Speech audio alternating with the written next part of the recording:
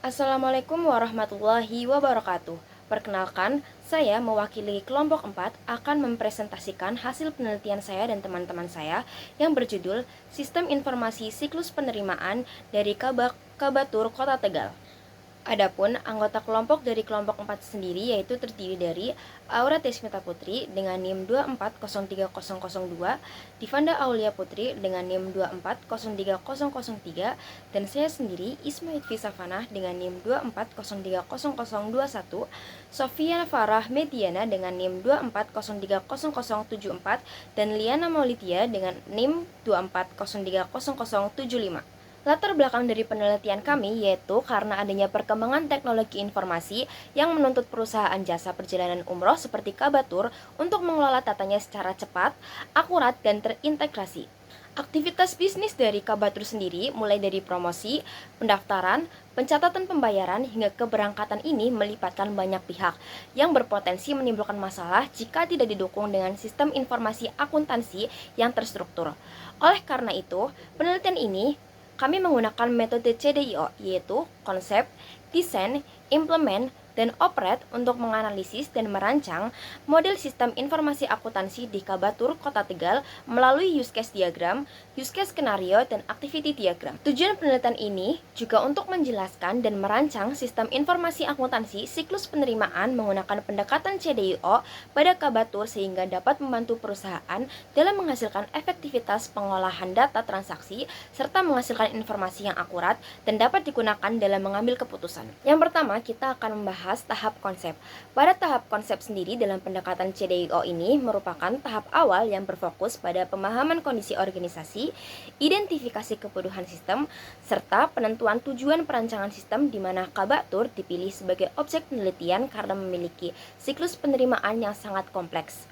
Dari hasil wawancara diketahui bahwa pengelolaan siklus penerimaan di Kabatur masih dilakukan secara sederhana dan sebagian besar dicatat manual menggunakan Excel, sehingga perusahaan membutuhkan sistem informasi akuntansi yang lebih struktur dan rapi agar dapat memudahkan perusahaan maupun jamaah memahami keseluruhan proses mulai dari pendaftaran hingga keberangkatan. Nah, selanjutnya ada tahap desain. Pada tahap desain ini, saya akan menjelaskan tentang bagaimana sih use case diagram, use case skenario, dan activity diagram ini bisa diberlakukan pada PT Kabatur. Nah, yang pertama itu ada use case diagram. Use case diagram pada gambar ini menggambarkan interaksi antara pengguna dengan sistem penerimaan secara terstruktur. Aktor yang terlibat pada use case diagram ini meliputi jamaah, marketing, sistem komputerisasi, dan perbankan. Yang pertama, jamaah menjalani seluruh proses mulai dari pemesanan produk, pembayaran, penyerahan dokumen, pemeriksaan kesehatan, hingga keberangkatan. Lalu yang kedua ada marketing. Marketing bertugas untuk memasarkan produk, mengarahkan jamaah untuk pelunasan, dan menjelaskan paket-paket apa aja sih yang ada di Kabatur. Lalu selanjutnya ada sistem komputerisasi.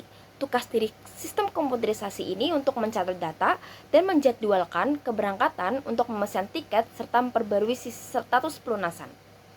Lalu yang terakhir ada perbankan. Perbankan sendiri itu bertugas untuk menerima transaksi keuangan jamaah.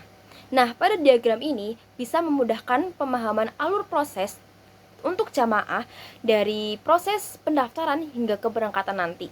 Yang kedua ini ada use case skenario. Di use case skenario ini kita bisa lebih menjelaskan secara rinci bagaimana sih tahapan awal dari tahap pemasaran yang dilakukan oleh marketing hingga ke tahap keberangkatan yang akan dilakukan oleh jamaah. Ya, bisa kita lihat di sini proses dimulai dengan pemasaran produk, diikuti dengan pemilihan paket dan pembayaran DP atau full payment. Jamaah kemudian menyiapkan dokumen, membuat paspor, dan menjalani pemeriksaan kesehatan. Setelah itu, tanggal keberangkatan akan ditentukan dan visa juga akan diinput serta tiket pesawat dan hotel akan dipesan. Setelah proses pelunasan dilakukan, jika belum lunas, keberangkatan itu bisa tertunda. Jika jamaah sudah melakukan pelunasan, jamaah akan mengikuti manasik untuk pembekalan sebelum pemberangkatan umroh sebenarnya. Setelah selesai melakukan manasik, jamaah akhirnya akan diberangkatkan sesuai dengan jadwal yang telah ditentukan. Nah, yang ketiga ada activity diagram. Pada activity diagram ini menggambarkan alur aktivitas sistem secara visual, memudahkan pemahaman proses bisnis, dan meningkatkan efisiensi sistem. Diagram ini menunjukkan interaksi antar pengguna, mulai dari bagian marketing, jamaah, sistem komputer, hingga perbankan. Proses dimulai dengan marketing yang memasarkan produk umroh dan memastikan jamaah mendaftar serta melakukan pembayaran DP atau full payment.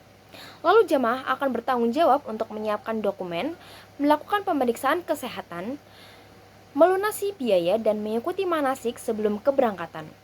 Sistem komputer juga akan mencatat dan memperbarui data transaksi, sementara perbankan memverifikasi penerimaan pembayaran TP dan pelunasan dari jamaah untuk memastikan transaksi tercatat dengan benar untuk kelancaran proses keberangkatan.